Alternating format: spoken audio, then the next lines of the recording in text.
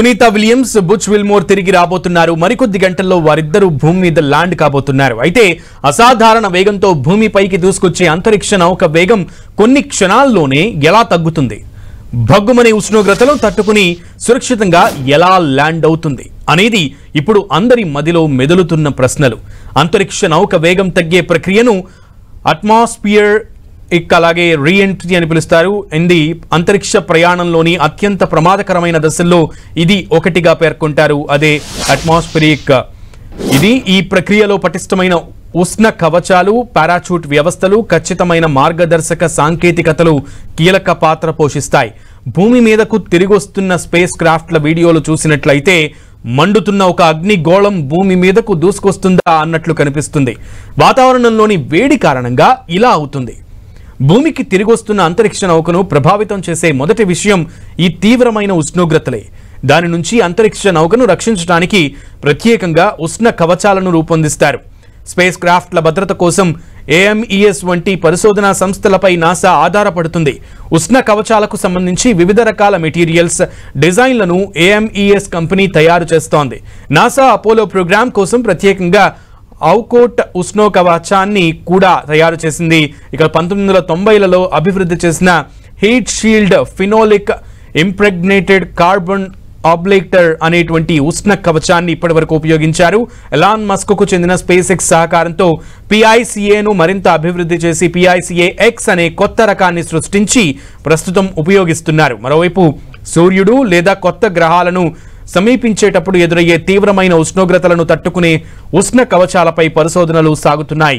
ఈ హీట్ షీల్డ్ను కృత్రిమంగా సృష్టించి పరీక్షిస్తారు. భూమికి తిరిగొచ్చేటప్పుడు అంతరిక్ష నౌక ఎదుర్కొనే ఉష్ణోగ్రతను లెక్కించి దానికి తగినట్లుగా ఈ హీట్ షీల్డ్ను అమర్చుతారు. ఈ తీవ్రమైన ఉష్ణోగ్రతల బారి నుంచి తప్పించుకున్నాక అంతరిక్ష నౌకకు ఎదురయ్యే మరో సమస్య వేగాన్ని తగ్గించుకుని సురక్షితంగా కిందకు దిగడం.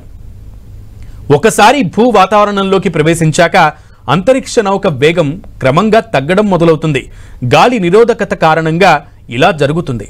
గాలిలో ప్రయాణించే వస్తువును నిరోధించే శక్తిని గాలి నిరోధకత అంటారు.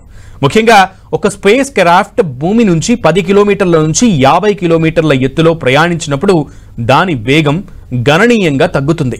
ఈ విధంగా ఒక అంతరిక్ష నౌక వేగం గంటకు 39,000 కిలోమీటర్ల నుంచి 800 కిలోమీటర్ల వేగానికి నిమిషాల వ్యవధిలోనే పడిపోతుంది. అయితే గంటకు 800 కిలోమీటర్ల వేగంతో ప్రయాణించడం కూడా ల్యాండింగ్కు అనుకూలం కాదు. అందుకే అంతరిక్ష నౌక భూమిని సమీపిస్తున్న కొద్దీ దాని వేగాన్ని తగ్గించడానికి వివిధ దశల్లో పారాచూట్లను ఏర్పాటు చేస్తారు.